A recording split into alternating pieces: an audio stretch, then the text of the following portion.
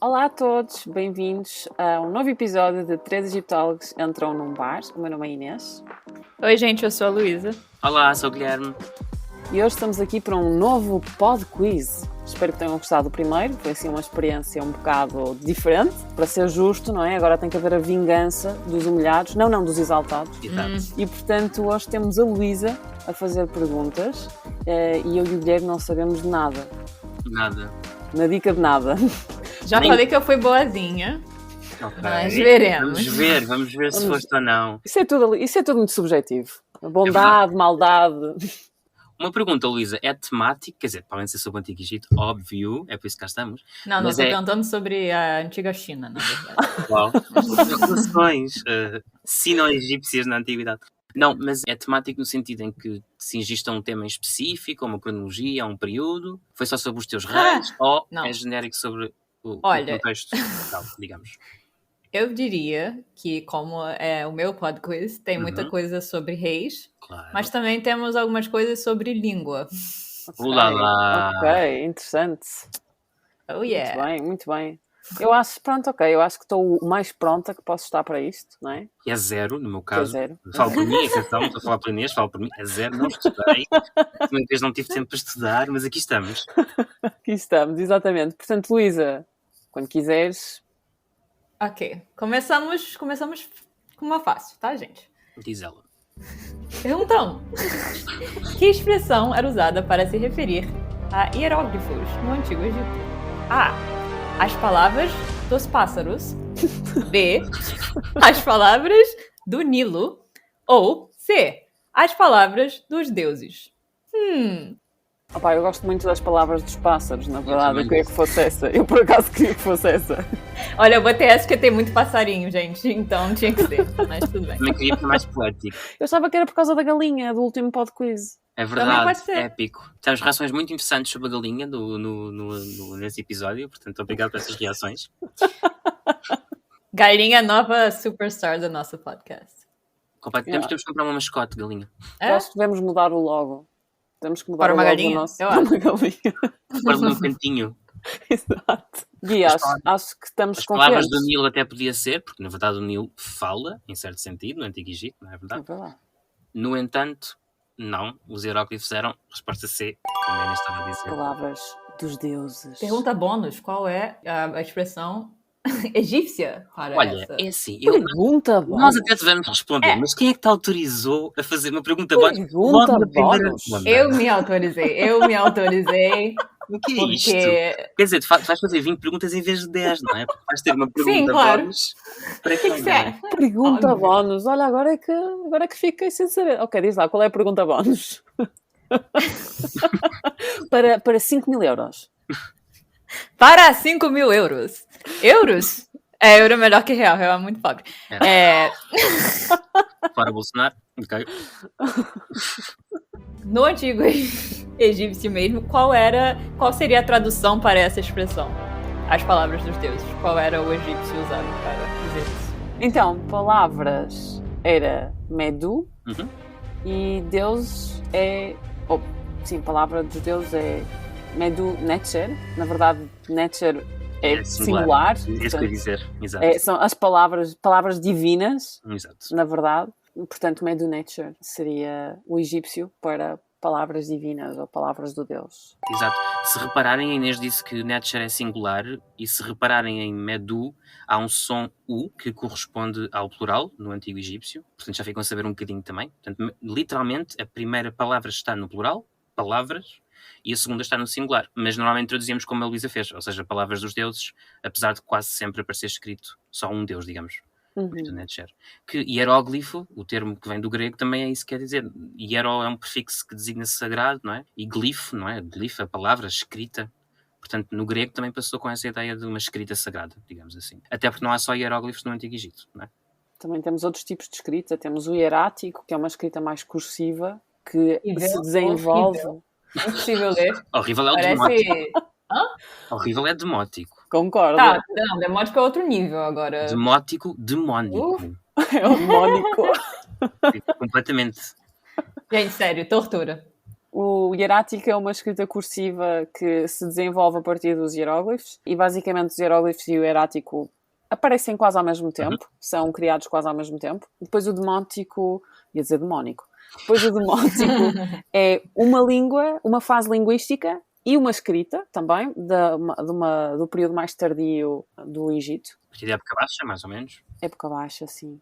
E depois temos o copta, que também é uma fase linguística e uma língua. Ou seja, uma escrita, uma língua. Uma escrita, uma língua e uma fase linguística, exatamente.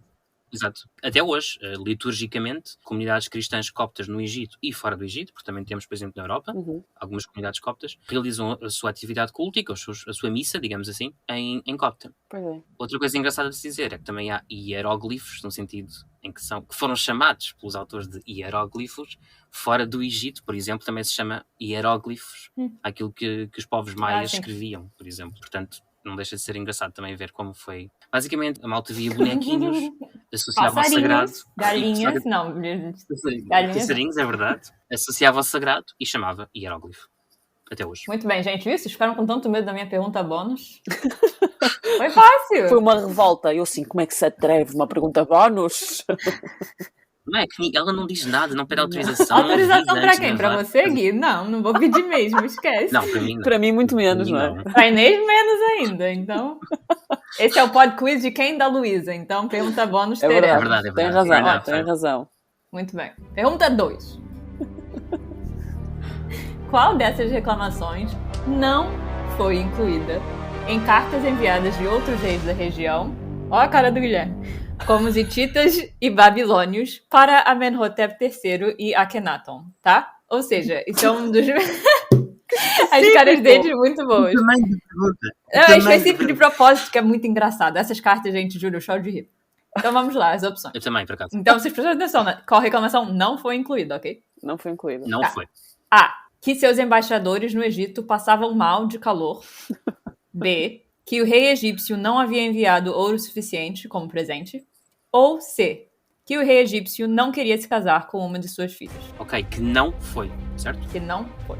Já agora podemos também só explicar que estas reclamações, estas cartas, melhor dizendo, que a Luísa se está a referir, são conhecidas, este corpus, este conjunto de cartas, são conhecidas sobretudo como cartas da Marna, a Marna Letters, na bibliografia em língua inglesa. Porquê é que são conhecidas assim? Porque foram encontradas nesse sítio arqueológico. No entanto, não estão escritas em egípcio hieroglífico, é bom porque estamos assim a falar de várias escritas, não é? Mas sim em cuneiforme, que recebe este nome porque é uma escrita que parece assim uma sucessão de cunhas, lá está, cuneiforme. Portanto, a escrita era o cuneiforme, a língua era o acádico, que era uma espécie de língua franca, como hoje poderíamos dizer que é o inglês, portanto, era a língua da diplomacia internacional. Este contexto da pergunta que a Luísa fez é, na verdade, no século XIV a.C., quando há os chamados poderes internacionais, as relações diplomáticas, em que temos vários Estados. Já agora eu uso a palavra Estado com algum conforto na antiguidade, há quem não use, mas pronto, faço só esse parênteses. Em que há vários Estados, ou vários poderes, se quiserem, várias monarquias, a dialogar entre si, incluindo reclamando. Eu, a C, choro... Ou seja, a C existe, é o que eu ia dizer agora. A C é uma comédia, quando se lê as cartas da malta do Médio Oriente, a dizer... Pá, isto não é nada justo. Quer dizer, nós mandamos de princesas, porque o contrário acontecia, já agora. Temos esposas... Aquilo que se chama esposas secundárias, ou seja, geralmente não é a primeira esposa do faraó, mas são outras. A poligamia existia no Antigo Egito, tanto quanto sabemos, restrita à realeza, pelo menos tanto quanto sabemos. Portanto, nós temos princesas estrangeiras que, nessa altura, vão casar com reis e príncipes egípcios, o contrário não, e a malta reclama. E é muito engraçado. Também adoro estas cartas diplomáticas, não é? São super engraçadas. Acho que também vale a pena referir que estes contactos diplomáticos existiam podemos categorizar entre dois tipos de poderes. Uns poderes superiores e uns inferiores. Ou seja, poderes que o Egito considerava estarem à sua altura, não é? Que eram impérios mais poderosos, que o Egito considerava estar à sua altura. Nas cartas, eles eram tratados como se fossem irmãos do rei egípcio. Portanto, os monarcas, os imperadores destes poderes eram tratados como se fossem irmãos do rei egípcio. Mas, no caso dos poderes menores, entre aspas, o rei egípcio era retratado como se fosse o pai desses pequenos estados ou desses pequenos governos, não é? Cidades, e, portanto, havia uma relação de alguma submissão entre esses poderes inferiores, entre aspas. Portanto, é muito interessante também ver como é que as relações diplomáticas se desenvolviam na altura, e aquilo que a Luísa estava a falar sobre estas reclamações. Acho que, corrige-me por favor se estiver errada, Luísa, mas acho que eram todas entre poderes iguais, entre aspas, não é? Entre os poderes imperiais maiores. Mas eu acho que desse tipo de reclamação, sim, que são as reclamações engraçadas, que a gente acha super ridículas. Mas também os que, como a Inês disse, que geralmente são considerados estados ou poderes inferiores ao Egito e à Babilônia, etc. Às vezes também reclamam no sentido que eles pedem ajuda ao rei egípcio, por exemplo. E, gente, eu juro, eu acho que a gente precisa de um episódio sobre as cartas de Amarna, porque eu acho muito engraçado. Sim, podemos ler algumas. Vocês sabem do Rib Hadda de Biblos? Não. Gente, juro, eu ia fazer essa uma das minhas perguntas, mas eu achei melhor não, porque era específico demais. Mas ele mandou, eu não sei o número exato, mas umas 30 cartas chorando, assim, pedindo pro Akhenaten ajuda. Juro, tem umas 35, em todas é tipo, por favor, estamos morrendo em Biblos. Claro que é horrível, né? Isso, horrível. Que piada, eu acho muito engraçado. Estamos a falecer. É isso que eu tô dizendo. Ainda mais que agora com a guerra da Ucrânia, Deus me livre. Claro. Mas é engraçado porque, pra gente agora, né? Óbvio que se eu estivesse em Bíblios naquela época, eu teria achado horrível. Mas o Akhenaten não respondeu, entendeu? Ele, tipo, cool, Rib Hadda lá, coitado. E o Akhenaten ignorando. Já agora, falando em responder, importa dizer que as cartas que foram encontradas em Amarna são as que são enviadas, Sim, claro. obviamente, de fora do Egito para dentro do Egito. Portanto, é sobretudo essa a informação que nós temos. Só que às vezes sabemos que eles não responderam porque eles voltam a enviar, lá está. Insistem no mesmo tema e dizem, tu não me respondeste, eu preciso que tu me respondas. Sobretudo nesta questão das alianças em contexto de guerra. Porque muitas vezes, nesta fragmentação política, não é? daquilo que é chamado o Médio Oriente, ou a Ásia Ocidental, Sim. talvez melhor dito, nesta fragmentação política, os Estados procuram estabelecer alianças para enfrentarem outros poderes maiores. E o Egito era um Estado poderoso nesta altura, estamos a falar do auge da expansão imperial egípcia, e, portanto, recorria-se ao Antigo Egito para pedir ajuda. E às vezes não interessava ao poder egípcio fazer isso. E, portanto, não respondia. E, portanto, lá mandavam eles novamente uma carta. Mas pronto, tenham atenção a este aspecto. Nós, na verdade, só temos metade, por assim dizer. E nós sabemos porque é que os reis egípcios se recusavam a enviar princesas egípcias para se casarem com estrangeiros. Eu acho que a teoria dentro da egiptologia é que o Egito era demasiado superior para enviar princesas para o estrangeiro, mas na verdade não temos assim nenhuma justificação, a não ser que simplesmente não se fazia. Não era a tradição egípcia. Eu escrevi sobre isso, tem um artigo, propaganda, eu mesma fazendo para mim mesma. Não que eu lembre o que eu disse, tá, gente? Atenção, tem quase 10 anos isso. Não interessa, vamos deixar o link. Não lembro o que isso é nesse artigo, mas existe um artigo sobre isso, escrito por mim. E não, é super interessante. E bom, o quê? O teu artigo? O meu artigo é extremamente interessante. Não, calma, antes que eu fale o que eu vou falar, qual é a resposta, pessoal? Vocês já falaram? Desculpem, perdi-me aqui. Portanto, exato. Perdi-me com a coisa que eu adoro a ser. Desculpa. Jesus. Então, qual que não é, tá? Então, a pergunta era, que reclamação não foi incluída? A, que seus embaixadores no Egito passavam mal de calor, que o Egito é quente, vocês sabem. B, que o rei egípcio não havia enviado ouro suficiente como presente para esses outros reis. Ou C, que o rei egípcio não queria se casar com uma de suas filhas. Então, qual é a errada? Certo. Eu percebi mal a C. Também eu. Ainda bem que me chamaste a atenção. Eu percebi exatamente o contrário. Ok, boa. Também eu. Então, portanto, que o rei egípcio... Portanto, não pode ser, porque o rei egípcio casou várias vezes. Exato. Luísa, e dizes tu que isto é fácil. Quer dizer, a fraseologia é super complexa aqui. Porque é uma dupla negativa. Sim, eu sei. Pois. Então, nesse caso, acho que foi a C. Eu achava que era a A, mas eu percebi mal a C, portanto, agora acho que é C. Não, é essa. Eles reclamam que os embaixadores... É eu não lembro quem foi, mas... Eu já vi essa carta. Alguém reclama que ele ficou... um dos embaixadores... Eu não sei se foi Mitanni ou se foi Babilônia, mas foi um deles. Ficou muito tempo lá de fora no sol e aí passou mal. Muito engraçado. E a da B sempre reclamam que o rei egípcio não manda ouro suficiente, porque para eles acham que ouro no Egito é igual a terra, tá? Em inglês eles falam até Golden Egypt is like dirt. Ou seja, então, são muito engraçados, juro. Recomendo vocês baixarem um livro com as traduções das cartas de Amarna e, sei lá, leem. Não precisa ler todas, mas se você ler tipo 5, já vai ter uma noção de quão engraçado. E fica aqui o apelo para serem traduzidas em língua portuguesa, porque dava um livro extraordinário. Não agora tem, né? Eu acho que não, eu não conheço. Não, eu só li em inglês. Eu no outro dia estava a dar uma aula e mostrei um exemplo de uma carta que eu também gosto muito, de um rei assírio. Entre outras coisas, ele diz: olha, o meu mensageiro que não demora muito tempo aí, que te deu o recado, e que volte rapidamente. Adoro. É muito engraçado. Isso não são férias, não é, É para ele muito passar aí. Não. Exato. Não é férias no Egito. Isto é para ir, entregar a carta e voltar. E eu acho engraçado porque, de novo, a palavra engraçada, esses problemas naquela época não eram engraçados, né? Pra gente agora Claro. que, enfim, parece uma situação tão ridícula. Coitado do Rib Harden Biblos morrendo, mas, sei lá, pra gente parece um negócio tão, assim, absurdo. E as traduções não ajudam, a tradução geralmente fica mais engraçada ainda.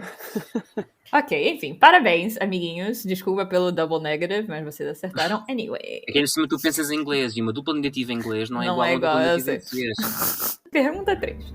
Essa é boa. Vão me matar. O que significa o seguinte trecho em egípcio antigo? A cara do Guilherme. Luísa, eu acho que estou num teste oral. Essas suas qualificações do PhD. Estou a sentir em provas de egípcio hieroglífico again. Aos anos não tinha uma. Mas calma, esse é um clássico. Presta atenção. Depet Mut Nen. Caras de paisagem. Tá. A. Este é o barco da minha mãe. B. Este é o gosto da morte. Ou C. Estes pães são especiais. Essa. Eu acho que também quer dizer, mas... Estes pães que são especiais é uma frase. Eu sabia que a Inês ia escolher o C porque ela fala isso sempre. Eu estou sempre com fome. Exatamente. É legítimo. Bom, entretanto, esse Egito até podia ser pães. Há pães no Egito, Bolos. muitos. Ah, Podemos fazer aquilo que em francês se diz o mot à mot, ou seja, palavra a palavra, pronto. Oui. Depet. Olha, Depet, por acaso, eu acho que nós já falámos num episódio assim rapidamente sobre determinativos ou classificadores, ou pronto. E Depet até é um bom exemplo, porque Depet é um termo que pode querer dizer mais do que uma coisa. Por isso que eu escolhi. Pode, por exemplo, querer dizer barco, mas também, dependendo do classificador, ou seja, do tal signo que se escreve no fim da palavra, vamos dizer assim, se escrever um determinativo com um homenzinho, geralmente é um homenzinho sentado com a mão na boca, que geralmente quer dizer ou verbos, ou expressões, ou palavras, ou coisas que se fazem com a boca, por exemplo, falar, comer, etc., ou sensações e emoções, etc. Neste caso, podemos traduzir como gosto. Portanto, já estamos a dizer qual será a resposta. Mut também é parecido, de certa forma, porque também tem dois significados.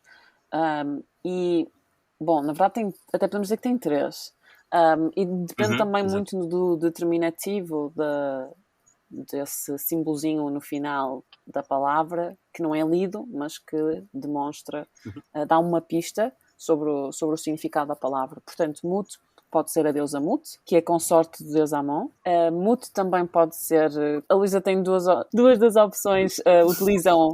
Eu sou muito má, gente. Uma sorry. utiliza a palavra mãe, e de facto Mut pode ser a palavra mãe. Na outra opção da Luísa, temos a palavra morte, e de facto Mut também pode ser lido como a palavra morte. Lá está, dependendo do determinativo, pode ter significados diferentes. Resta a última palavra, nan, que é na verdade um demonstrativo, ou seja, em português seria estas, ok, os demonstrativos.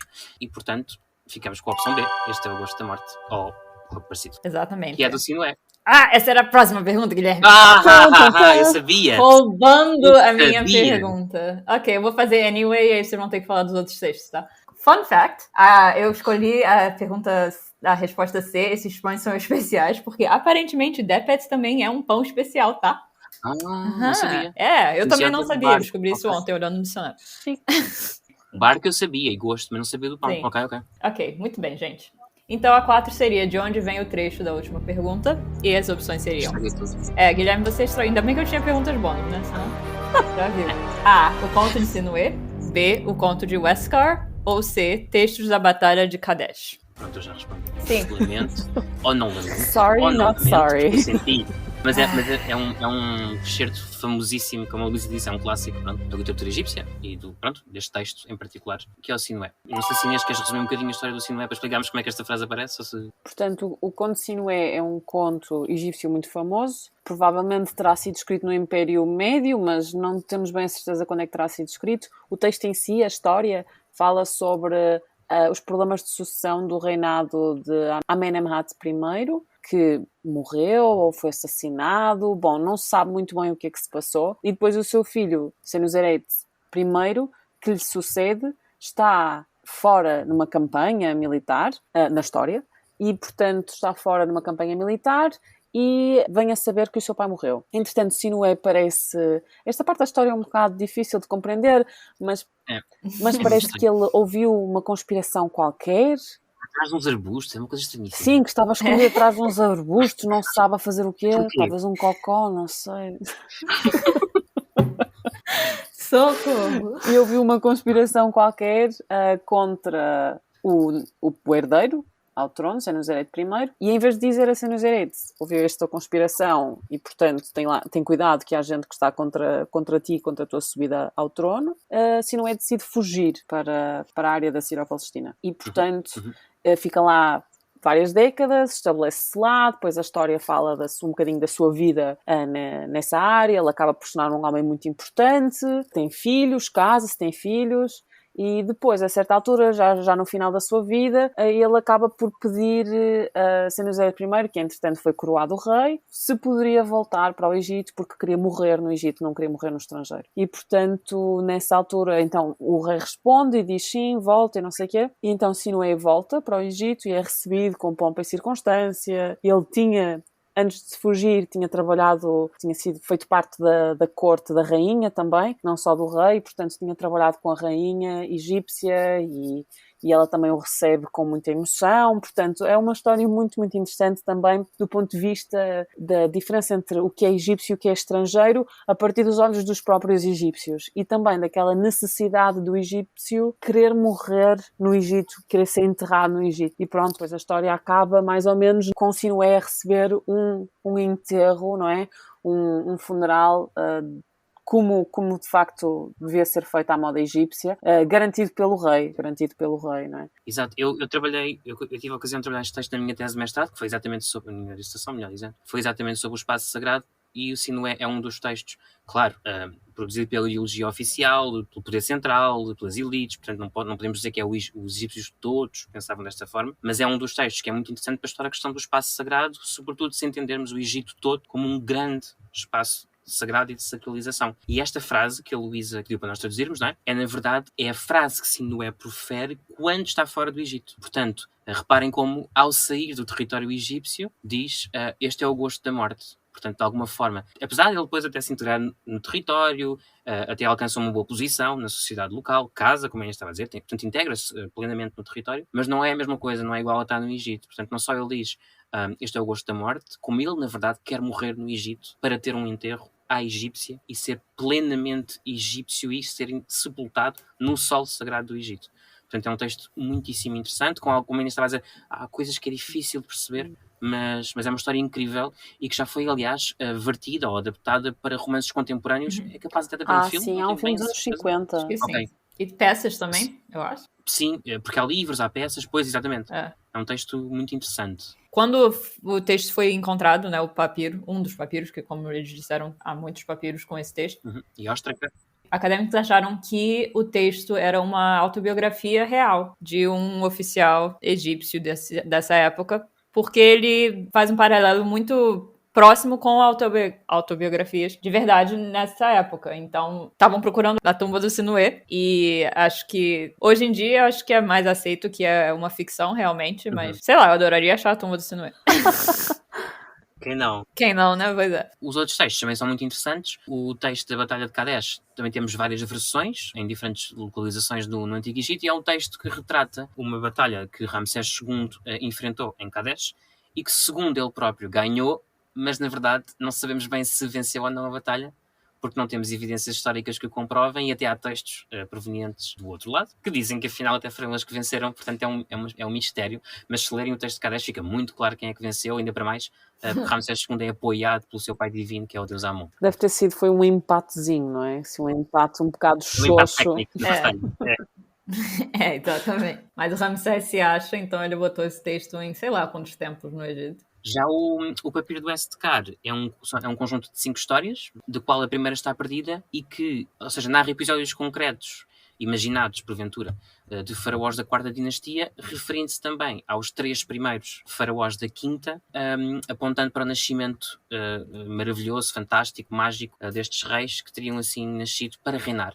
E, portanto, fala-nos desse aspecto dos 3 primeiros faraós da 5ª dinastia, claro que foi escrito muito depois desse período, estima-se que no segundo período intermédio... Há pessoas que defendem Império Médio, outras defendem o segundo período intermédio. A verdade é que todas as fontes, isto é, todos os suportes, são todos que conhecemos, são todos a partir do Império Novo. Mas é provável que o texto seja anterior. Sim, o texto tem um bocadinho aquela ideia profética, quase, não é? A ideia do texto é dizer ou adivinhar quem é que serão os próximos reis do Egito, não é? Os reis da Quinta Dinastia, porque os episódios, não é? As histórias são passadas na Quarta Dinastia, e é muito, muito interessante também a forma como os vários reis, que são figuras históricas, não é? Como é que esses vários reis são representados e retratados.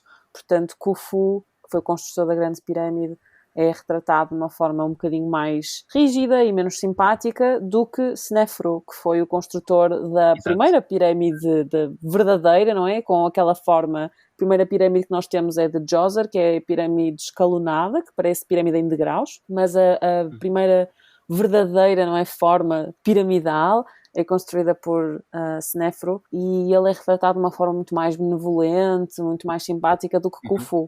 Portanto, também é engraçado vermos de que forma é que estes reis acabavam por ser retratados pelos próprios egípcios. E também é muito engraçado pensarmos que, seja independentemente de ter sido escrito no Império Médio, segundo período intermediário, ou mesmo Império Novo, é interessante ver como estes reis já estão tão distantes no tempo que já podem virar quase personagens de um conto, não é? Sim. Eles existiram, mas são personagens, como se fosse um romance histórico, entre aspas, claro. Já no Império Novo, estes reis já tinham morrido para aí há 1000 anos, não é? Exato. Pois é, eu acho que às vezes as pessoas acham que o Egito é um período curto de tempo, mas não, é uma coisa assim, não difícil imaginar até. Como que o antigo egípcio no Reino Novo, assim, via a história do Reino Antigo. Sem dúvida. Muito bem. Bom, acertaram todos até agora. Uhul! 4 and 4. Uhul! Viu? Eu falei que eu ia ser boazinha. Debatível. Mais ou menos. 5. Onde era a tumba de Osíris? E atenção que eu tô falando aqui da tumba física, tá? Cara do Guilherme. Tenho problemas com esta pergunta e ainda sei as opções. Eu quero que você fale dos problemas. A. O Melgab, ou Ábidos. B. Heliópolis, ou C. Amarna. Recuso-me a responder porque encontro a pergunta muito problemática. Para já, Sabia que ele ia falar. O que é que se entende por túmulo de Osíris, Luísa? Diga-me você. Eu gostava de saber. Para já, Osíris, ok, era um deus, mas foi ou não foi um chefe local? Foi ou não foi alguém que no princípio, lá no pré-dinástico, antes, ok, de haver as tais dinastias como Manetão criou? Nosso amigo. Antes disso, do Pod nosso Quiz amigo 1. Manetão. Do Pod Quiz 1. Sim. Eu não consigo falar. No Pod Quiz 1 está muito bom. No Pod Quiz 1? Tá bom, Guilherme, para você eu vou clarify, ok? Ok. Um certo monumento foi denominado a tumba de Osíris por egípcios a partir do Reino Médio, mais ou menos. Onde era esse monumento? Tá, assim gosto. Está melhor. Assim está melhor. Ah, meu Deus do céu. Nós somos muito picuinhas. Então, Amarna não podia ser. Não. Por que não? Porque em Amarna, como já falámos em episódios anteriores, acho eu, Sim. nós vamos falar. Se não falamos agora. Exato. Amarna é a capital fundada, portanto era um território onde não havia nada, e é uma capital fundada e construída por Amenhotep IV, que vem a ser mais conhecido como Akhenaton, e portanto era uma cidade que se constrói em honra do deus Aton, que para o Akhenaton seria o único, embora nós saibamos que a população continuou a prestar culto a outros deuses, como já falámos aqui de Toret, Bézi, etc. Mas pronto, portanto, Osíris em Amarna seria muito problemático ter lá este túmulo. Seria assim. muito legal, na verdade, mas não temos. Sim, bem, imagina que agora se descobre que o Amarna Project descobre que havia um túmulo de Osíris em Amarna. Tchan, tchan, tchan. Vai mudar tudo o que sabemos. Era incrível. Ok, então Heliópolis é um termo grego que designa a cidade egípcia, que em egípcio se dizia Ionu. É uma cidade solar, daí o Helio grego, na verdade, e portanto com o culto ao deus solar, sobretudo Ra. A cidade em si conhecemos muito mal, porque ela hoje está ao pé do aeroporto do Cairo, na verdade, quase numa zona de lixeira. Existe o projeto e é muito, muito interessante, aliás, é o de Tishrauer. Sim, lá são os está, alemães. eu. É uma equipa alemã. Pois, eu acho que e portanto é um projeto muito interessante, mas pronto, Heliópolis era uma cidade solar, o que, à partida, apesar de haver associação ao Osíris Sol... Sim, mas os Osíris não eram deus originalmente solar, não eram deus do submundo, da terra, não é? Subterrâneo, da vegetação. Portanto, isto deixa-nos com o Melkab, que fica no Egito Médio, em Abidos, e que essa área basicamente era um cemitério para onde foram enterrados vários dos reis pré-dinásticos, da dinastia Zero até, às vezes chamam, não é? Sim. E também da primeira dinastia, não é? Temos alguns... Sim. E alguns da segunda. Portanto, logo assim no princípio da história do Egito, estamos a falar em 3000, cerca de 3000 a.C. E, portanto, são túmulos de muita antiguidade. Acho que todos feitos em tijolo, não é, Luísa? Ou alguns em pedra? Ras Al-Khaimah tem partes em pedra e mais alguns, eu acho, mas a maioria era tijolo. Sim, a maioria era em tijolo, em adobe, mas felizmente muitos deles sobreviveram até nós, alguns em melhor estado de preservação, outros em menor estado de preservação, mas devido à antiguidade destes túmulos, pensamos, não é, que os egípcios terão considerado que um destes túmulos era o túmulo original do deus Osir, ou Osíris, e que na verdade tinha pertencido ao rei Djer, um dos primeiros reis egípcios, e Djer foi então identificado com Osíris, ou aquele túmulo, na verdade, aquela estrutura foi identificada como se fosse o túmulo de Osíris, do deus Osir. E a partir do Império Novo, sobretudo, existem várias peregrinações a Abidos, portanto, como os católicos podem ir a Fátima, podem ir a Lourdes, a uma série de santuários, ou os muçulmanos a Meca, por exemplo, a Medina. Os egípcios deslocavam-se a Abidos como uma atividade religiosa, portanto, em procissão, até àquilo que eles acreditavam ser o túmulo da divindade Osíris. E é por isso que o nome moderno desse sítio é El Gab, porque, bom, eu nunca fui nessa parte de Abidos, infelizmente, mas tem tanta cerâmica no chão que o chão é quase cerâmica, então é mãe em árabe e El Gab seria, em inglês a gente fala Mother of Pots, então em português mãe das cerâmicas, mãe dos potes, não sei. Dos cacos. Mas alguma coisa assim. Mãe dos cacos, sei lá. Dá uma coisa assim. Sim, porque de facto o chão estava todo coberto em cerâmica, porque as oferendas eram levadas em pratos, tigelas, copos, vasos de cerâmica, não é? Portanto... Sim, esse é o meu sítio favorito, então tinha que entrar. O meu lado tinha que entrar, então foi essa pergunta que deu pra fazer. Tens de ir então, tens de ir lá. Pois é, eu fui no túmulo do Sete, em Abidos, mas estava fechada a parte do cemitério, infelizmente. Para a próxima. Para o futuro, yes. Ok, muito bem, muito bem. Pergunta 6, vocês vão rir. Qual país tem mais pirâmides? A. Egito. B. Portugal. Ou C. Sudão. Muito bom. Eu acho que Portugal, não há dúvidas, não é? Sim, sim. Pronto. Nós somos conhecidos pelas nossas pirâmides. É pirâmides e obeliscos, a toda a hora. Cada cidade, cada aldeia, cada vila. Portanto, Portugal está de fora, como sempre, não é? Nós costumamos estar de fora de tudo. Há muita gente que acha que é o Egito, porque, as pirâmides aparecem no Egito, mas na verdade são experimentadas, ou seja, essa forma arquitetónica é experimentada em diferentes partes. Mais uma vez, podemos pensar na Mesoamérica. Claro. Não é? Embora... noutro tempo, com outra estrutura, enfim. Eu quase botei México, mas eu achei que ia ficar um pouco confuso demais, então botei Portugal. Sim. Mas, na verdade, o país que tem mais é o Sudão. Exatamente. E não o Egito. E temos que ter um episódio falando mais da Núbia, porque eu acho que é super necessário. Sem dúvida. Eu adoro as imagens das pirâmides do Sudão, porque elas são muito engraçadas. São muito fofas, gente. São muito fofinhas. Sim. Porque elas são mais estreitinhas, mais pontiagudas. Pois é. Elas parecem, na verdade, as pirâmides privadas do Reino Novo, né? Sim. No Egito. À entrada dos túmulos do Império Novo. Mas é engraçado, porque a pirâmide a forma piramidal desenvolveu-se como uma forma reservada à monarquia, à realeza, e depois, entretanto, como vocês já disseram, no Império Novo, passa a ser adotada. Entretanto, quer dizer, passado um milénio. Exato. Entretanto. Sim, a few moments. Exatamente. Cerca de 1000 anos depois, deixa de ser um símbolo exclusivamente real e passa a ser adotado por indivíduos particulares, por pessoas privadas, não é? E que podem utilizar este símbolo nos seus túmulos, desta forma piramidal. Mas no Sudão, os reis núbios acabam por adotar o símbolo piramidal para eles, para a realeza núbia. Portanto, no Sudão, a pirâmide passa a ter a simbologia original, entre aspas, que também tinha no Egito, não é? E passa a ser utilizada pela realeza núbia. Exato. E são conhecidas, de resto, como as pirâmides de Meroé também, não é? Exatamente. Sim. Meroé é uma das fases, se quiserem, um dos reinos, uma das fases políticas da Núbia, que corresponde, grosso modo, ao atual Sudão. O que faz com que, lá está, o país do mundo com mais pirâmides não seja o Egito, mas sim o Sudão. Então, próxima pergunta. Agora eu tô indo bem, Inês. Inês, para de fazer essa cara. O que eu fiz? A minha cara está normalíssima. Normalíssima. Eu sei que a minha Ok. cara é um bocado parva, mas pronto, tipo, É, um pouquinho. Não, mas tá mais parvo do que o normal. vou esconder-me. Não vai ficar na gravação, não. Tá. Então, próxima pergunta 7. Estamos quase terminando. Qual dessas onomatopeias fazia parte da língua egípcia? Me dei um pouco de liberdade de expressão. Olha a cara do Guilherme, gente. Juro, eu queria que vocês pudessem ver esse vídeo. A. Onomatopeia A. Bzzz. Onomatopeia B. Miau. Ou onomatopeia C. Au, au. Luísa, Sim. repete as opções. Não, você ouviu bem. Agora, vamos, qual é a resposta? Isto é que existe ou que não existe? Que existe, não é? Que existe. Exato. Só tem uma que existe, né? Oh. Pelo amor de Deus. Devia até mais. As far as I know. As Não far quer as I dizer, know. se eles, quer dizer, que nós saibamos, que esteja na É, escrita, sim, não é? Porque verdade.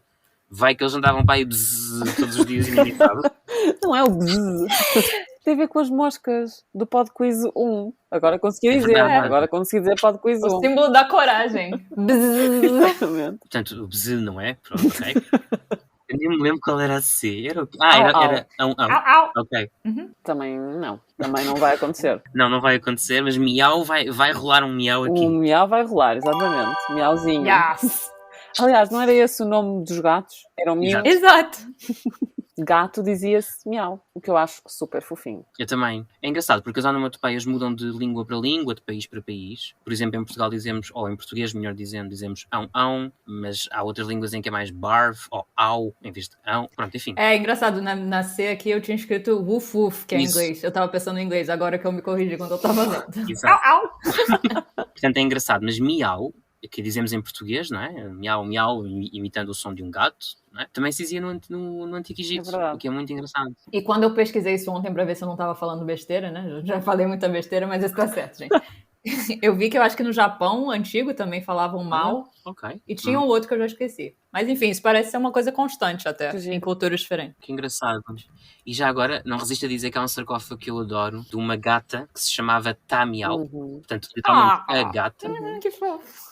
Que era a gata de quem viria a ser, que depois não aconteceu, Tutmosis V. Depois não chega a subir ao trono porque morre antes disso. Mas, portanto, a gata do príncipe, que viria a ser rei, mas não aconteceu, tem um sarcófago que está atualmente no Museu do Cairo. Não sabemos ao certo se seria ou não, se é verdade ou não, isto é, portanto, se efetivamente estaria lá uma gata ou não. Há pouco tempo vi um artigo que dizia que não, que discutia essa questão. Em todo o caso, acho engraçado que este sarcófago da Tamiau. Sim, é muito giro. Que fofo. O príncipe Tutmés, na verdade, era irmão de Akhenaten, irmão mais velho de Akhenaten. Exatamente. Depois Akhenaten sobe ao trono porque Tutmés morre antes de vir a ser coroado rei. Também adoro esse sarcófago, acho muito, muito engraçado, porque de facto demonstra o amor que o príncipe tinha pela sua gatinha. E temos também nomes de cães, ou seja, com animais de estimação, Sim. também há alguns nomes de cães Sim. em fontes. E às vezes também eu acho que em estelas funerárias eles às vezes mostram macaquinhos Sim. de estimação. Pois é. Muito pouco. O macaco também era um animal da polícia, entre aspas, no Antigo Egito, portanto uma espécie de pastor alemão do Antigo Egito.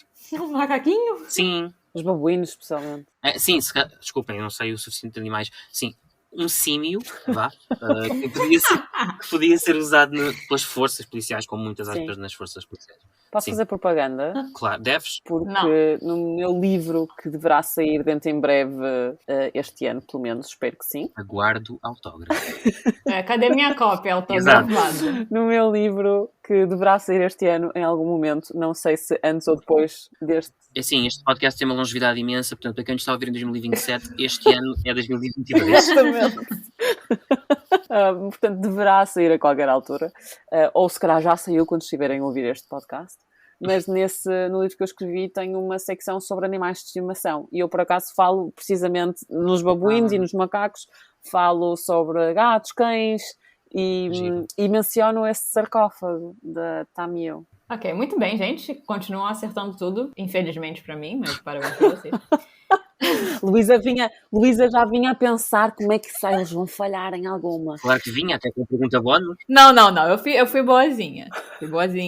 Pergunta 8. Essa é uma pergunta mais séria, tá, gente? Depois da piada da última. A cara do Guilherme de novo, gente, socorro.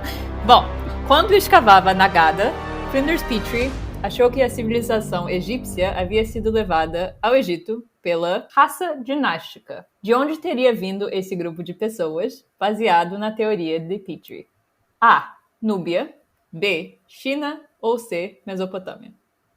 Eu adoro esta pergunta, sabes porquê? Porque de facto isto tem que ser falado. Exato. Isto tem que ser falado. E nós havemos de discutir isto em episódios futuros, mas, surpresa, surpresa, a arqueologia, a egiptologia, a antropologia são tudo ciências basicamente racistas. E são ciências que foram fundadas durante uma altura muito complicada da história moderna, digamos, que foi durante períodos de imperialismo e colonialismo europeu e, de certa forma, também poderemos dizer americano. Sim, pelo menos neocolonialismo, sim. E, portanto, são muitas das teorias, no princípio, e não só no princípio, mas lá está, depois falaremos sobre isso, mas especialmente no princípio da egiptologia e da arqueologia, muitas dessas teorias eram teorias feitas com base, não é, no pensamentos do investigador, a pessoa do investigador, não é, vai ter influência no tipo de teorias que são desenvolvidas. E Petrie era considerado por muitos o pai da arqueologia, e eu odeio estes termos, pai da arqueologia, mas pronto. Até hoje é, aliás. Até hoje é considerado pai da arqueologia. Parem de dar a paternidade e a maternidade a coisas. Eu gostava de lançar aqui este apelo. Também. Porque alguém que já fazia alguma coisa antes. Não desmerecendo a importância de... Ou seja, Petrie com todos os seus defeitos e qualidades, não é isso que eu estou a... Mas parem de dar paternidade e maternidade às coisas. Obrigado, já me calei. Sim, não, eu concordo plenamente, não há necessidade nenhuma. Até porque isto não são... Estas disciplinas são formadas de forma... através de vários indivíduos que acabam por colaborar. Orgânico. Não há só uma pessoa que de repente se levanta de manhã e diz, olha, vou fundar uma disciplina e vou-lhe chamar arqueologia. Quer dizer, não existe isso. Mas de qualquer das formas, Petrie, ele era também famoso por ser um eugenista. Sim. Portanto, era uma pessoa que acreditava não só na pureza da raça branca, mas também acreditava que devíamos eliminar quem não correspondesse ao seu ideal de ser humano. Portanto, qualquer pessoa que não fosse um ser humano perfeito aos olhos dele, não é? Não faria qualquer sentido existir na sociedade e, portanto, obviamente que isso se traduziu também na sua prática arqueológica e nas suas teorias e interpretações. Portanto, qual é a ideia aqui? O Egito é uma civilização em África. Uma civilização tão grande como a civilização egípcia não poderia ter sido criada por africanos. Não? Era impossível na cabeça dele. Ele achava que seria absolutamente impossível que um povo africano pudesse simplesmente criar uma civilização tão fantástica. Uma civilização que, na opinião de Petrie, era uma civilização precursora da civilização europeia. Conclusão. Se não podem ter sido africanos, tem que vir de algum lado, tem que ser estrangeiros que chegaram aqui de outro lado qualquer e que vieram e invadiram o Egito, que é, lá está, um país em África, e, portanto, foram eles que então estabeleceram essa civilização, de acordo com Petrie, porque os povos africanos não têm essa capacidade. Alerta ironia. Alerta ironia, de acordo com Petrie, por favor. Com Petrie e outro, né? E outros, e muitos outros. Portanto, agora temos as opções, não é? Para tentar perceber de onde é que este povo invasor, civilizador, de acordo com aquilo que Petrie diz, apareceu. Quais foram as opções outra vez, Luísa? Podes repetir? A, Núbia. B, China. Ou C, Mesopotâmia.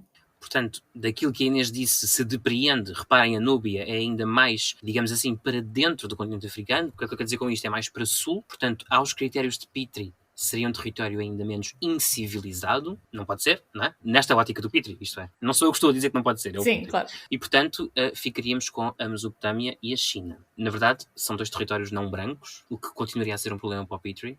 Já agora não é só para o Petrie, porque nós temos mesmo que fazer um episódio sobre isto, porque vai haver um esforço muito grande no século XIX e na primeira metade do século XX ainda, para dizer, atenção, que os egípcios não eram africanos. Esse esforço dura de tal maneira que ainda hoje alguns colegas egípcios sentem esta despertença do continente africano, não por eles, atenção, mas porque foram inseridos dessa forma, não é? Porque foram de alguma forma desenraizados desse continente em que de facto estão, geograficamente. Sim. Infelizmente, mas portanto, desculpem, ficámos com a Mesopotâmia e a China. A Mesopotâmia significa entre os rios, estamos a falar do território que fica entre o rio Tigres e o rio Eufrates, corresponde mais ou menos ao atual Iraque. E a China, enfim, sabemos bem onde fica, porque até hoje existe um país com esse nome, não é? A China, que não necessariamente responde à da antiguidade. Mas pronto, portanto, de onde teriam vindo os egípcios, que nesta ótica quase que não eram egípcios, não é? Tinham vindo de fora, não é? Claro. E de repente havia um território que é ocupado por gente mais civilizada. Tudo isto é muito difícil, mesmo para nós, de dizer alto, porque é horrível. É chocante.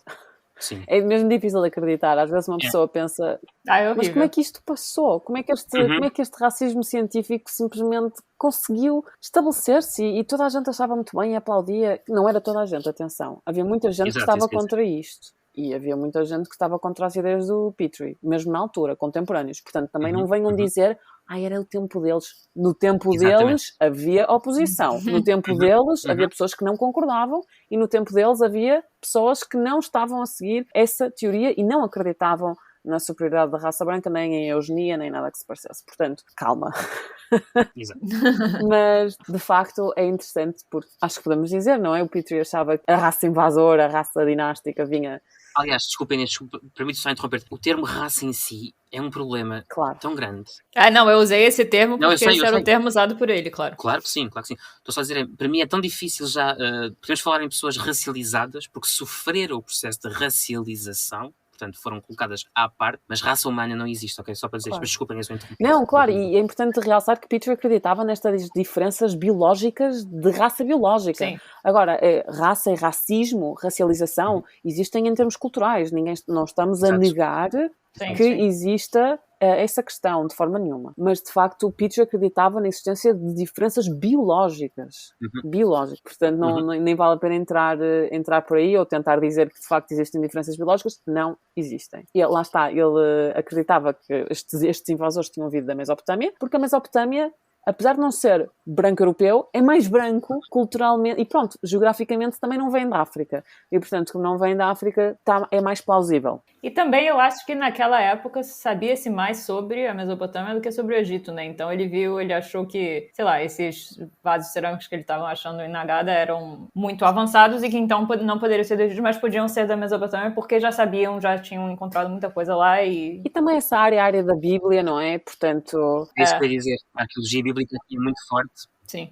Era uma área que, de facto, era privilegiada a nível das atividades arqueológicas europeias, porque havia muita gente que estava a tentar provar aquilo que tinha acontecido na Bíblia. Havia muita gente a tentar descobrir cidades bíblicas, personagens bíblicos. É na Mesopotâmia e na área da Síria também. A arqueologia bíblica é muito forte e há a procura pelo Jardim do Éden, a procura, por exemplo, pela Arca de Noé. Portanto, todos os elementos bíblicos que inspiram muitos arqueólogos e mais. Há muito financiamento para a arqueologia nessa altura, que só é obtido com o pretexto de ir à procura dos locais bíblicos, inclusivamente no Egito. Exatamente. Lembrando que a Sagrada Família passou pelo Egito e mesmo antes disso, no Antigo Testamento, a história de José no Egito, cidades que depois são mencionadas na Bíblia que se vai à procura no Antigo Egito, e portanto a arqueologia bíblica é muito forte neste momento. Eu não sei se o Petrie, em concreto, associa a Mesopotâmia à Bíblia e portanto a superioridade civilizacional. Isso eu não sei. Mas que a arqueologia bíblica é muito forte no tempo do Petrie, sem dúvida. Muito bem, acertaram, infelizmente. Luísa a planear a nossa desgraça, a nossa humilhação pública. Não tá dando certo. Vamos ver se agora vai. Pergunta 9. Qual desses nomes não era de um rei de Cush? E presta atenção que eu falei rei e não rainha, tá? Continua sendo boazinha, Guilherme. Não fique desesperado. A. Kandaki. B. Amanina Takilebte. Ou C. Senkamanisken. Não é o nome de um rei? Não é. Que não é. Um rei. Que não é o nome de um rei. Eu sei. Lali. Já agora, Cush, mais uma vez estamos a falar da Núbia, importante dizer, portanto o atual Sudão. Eu e a Luísa tivemos uma aula sobre a Núbia, não é? Portanto, somos claramente especialistas. Não estou a brincar. Claro. Mas a Núbia é muito interessante e o reino de Cush é absolutamente fantástico. Falando também em racismo, não é? Aquela ideia de que não havia história em África, propagada, lá está, por potências ocidentais. Cush foi uma das mais poderosas civilizações africanas. Fez frente aos egípcios e completamente destruiu os egípcios várias vezes, em várias batalhas. Mais uma vez, os egiptólogos tinham pouca mania de rebaixar os núbios e dizer que eles não eram tão poderosos, nem tinham tanto desenvolvimento cultural como os egípcios, que não é de todo verdade. E é super interessante, conselho toda a gente a tentar procurar mais sobre a Núbia. Nós vamos fazer um episódio sobre este assunto, mas de facto é muito, muito interessante. E os nomes destes reis são nomes africanos, não são nomes egípcios, eles tinham a própria língua deles. Eu acho que de uma forma geral muita gente, muitos colegas e muitas colegas sentem que ainda há uma grande deficiência no estudo da Núbia e que nós próprios, ao estudar egiptologia ou Egito Antigo, eu, por mim falo, e acho que várias pessoas partilham mesmo, gostaríamos de saber muito mais sobre a Núbia e que se fizessem muito mais estudos sobre a Núbia. Existe uma ciência, uma área do saber que é a nubiologia, mas que ainda está muito pouco desenvolvida e precisamos mesmo de saber mais. Mas